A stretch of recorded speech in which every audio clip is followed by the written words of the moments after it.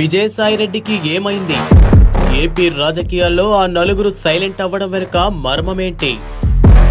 Vijayasai Reddy, YV Subbareddy, Sajjala Ramakrishna Reddy, ఒకప్పుడు వేమిరెడ్డి ప్రభాకర్ రెడ్డి, ఇప్పుడు భూమన కరుణాకర్ రెడ్డి. వైఎస్ఆర్ కాంగ్రెస్ పార్టీలో ప్రధాన భూమిక పోషించే పేర్లు ఇవి. గత కొద్ది రోజులుగా మాత్రం సైలెంట్ అయిపోయారు వీళ్ళు. ఇందులో విజయసాయిరెడ్డి సోషల్ మీడియాలో కిమ్మనకుండా ఉండటం మరింత చర్చగా మారింది. ట్విట్టర్లో ఎప్పుడూ యాక్టివ్గా ఉండే విఎస్ఆర్ ఇప్పుడు మాత్రం సైలెంట్గా ఉండటం అటు పార్టీ వర్గాల్లోనూ ఇటు శ్రేణుల్లోనూ ఆసక్తికర చర్చకు దారితీస్తోంది. రాజ్యసభ సభ్యులుగా ఉన్న విజయసాయిరెడ్డి అనూహ్య పరిణామాల నేపథ్యంలో నెల్లూరు లోక్సభ స్థానానికి వైఎస్ఆర్ కాంగ్రెస్ పార్టీ తరపున ఎంపీ అభ్యర్థిగా ప్రత్యక్ష ఎన్నికల బరిలో నిలిచారు. నెలన్నర పాటు నెల్లూరులోనే మకాం వేసి నిత్యం జనంలో తెగ సందడి చేశారు. అంతకుముందు ఎప్పుడూ నెల్లూరు జిల్లాను పట్టించుకొని ఆయన ఈ ఎన్నికల్లో మాత్రం దగ్గరయ్యారన్నది సగటు నెల్లూరు ఈడి మాట. ఈ ఎన్నికల పోలింగు అయిపోయింది. అయితే విజయసాయిరెడ్డి ఎక్కడా కనిపించకపోవడం పట్ల ఓ చర్చ అయితే పొలిటికల్ సర్కిల్లో వైరల్ అవుతోంది. నిత్యం అటు మీడియాలోనో ఇటు సోషల్ మీడియాలోనో స్పందించే విజయసాయిరెడ్డి ప్రస్తుతం ఎక్కడ ఉన్నారని సదరు సర్కిల్లో ఓ ప్రశ్న అయితే వ్యక్తమవుతోంది.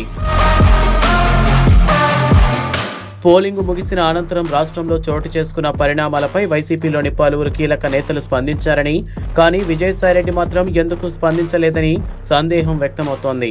అయితే ప్రతి విషయంలో స్పందించే విజయసాయిరెడ్డి ఇలా సైలెంట్గా ఉండడం వెనుక ఏమైనా కారణాలున్నాయా అని పొలిటికల్ సర్కిల్లో అనుమానం సైతం వ్యక్తమవుతోంది.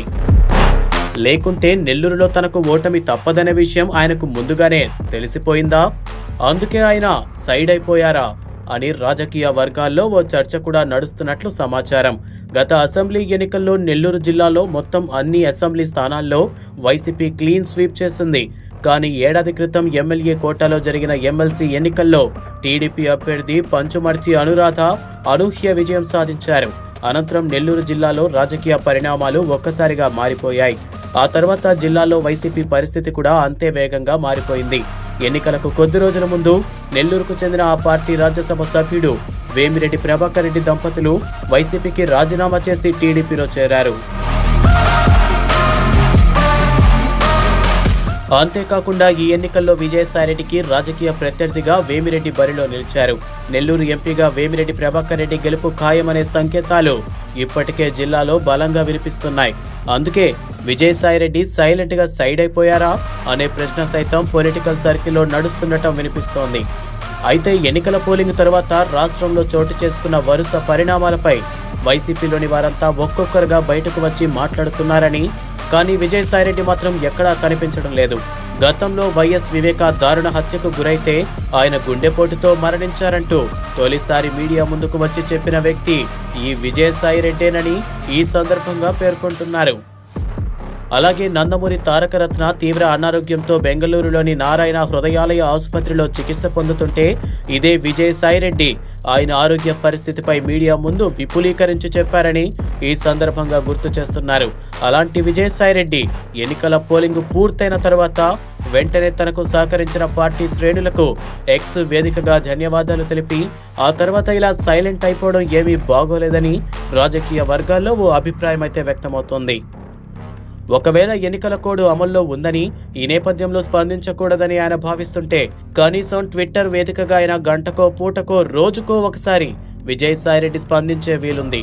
అది జరగకపోవడమే ఇక్కడ అసలు చర్చ. ఇక కీలకమైన ఆ నలుగురు వ్యక్తుల్లో ఒకరిగా ఉండే వైవి సుబ్బారెడ్డి పోలింగుకు ముందు నుంచే సైలెంట్ అయిపోగా, సజ్జల రామకృష్ణారెడ్డి మొన్నటి వరకు హడావిడి చేసి ఇప్పుడు మిన్నకుండిపోయారు.